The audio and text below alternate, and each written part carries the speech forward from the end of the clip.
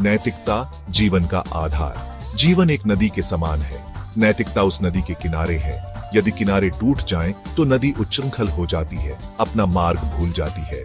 वैसे ही यदि मनुष्य नैतिकता का दामन छोड़ दे, तो उसका जीवन बर्बाद हो जाता है। अनैतिकता का मार्ग क्षणिक सुख देता है, लेकिन अंत में दुख ही मिलता है। यह एक ऐसा जहर है जो धीरे धीरे पूरे समाज को खोखला कर देता है। इसलिए यह अति आवश्यक है कि हम नैतिकता को अपने जीवन का आधार बनाएं, सदाचार का पालन करें और अनैतिकता से दूर रहें। सभी धर्मों ने नैतिकता पर बल दिया है। पराई स्त्री को मां बहन समान समझने का उपदेश दिया है। बाइबल कहती है, तू व्यभिचार न करना, निर्गमन 20:14।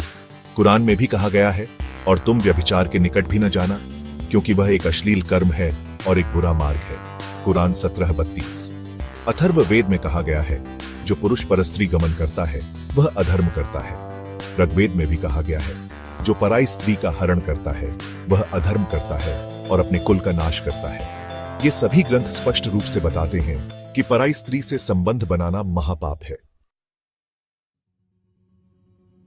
मनुष्य का मन चंचल होता है, ये इच्छाओं के पीछे भागता रहता है, लेकिन हमें अपनी इंद्रियों को वश में रखना होगा। जो व्यक्ति अपनी इच्छाओं का गुलाम बन जाता है वह कभी सुखी नहीं रह सकता। संयम और त्याग ही सच्चे सुख का मार्ग है। नैतिकता हमें समाज में सम्मान दिलाती है। जो व्यक्ति नैतिक मूल्यों का पालन करता है वह सबका प्रिय होता है। नैतिकता हमें ईश्वर से भी जोड़ती है। ईश्वर का वास वहीं होता है जहां सदाचार और नैतिकता होती है।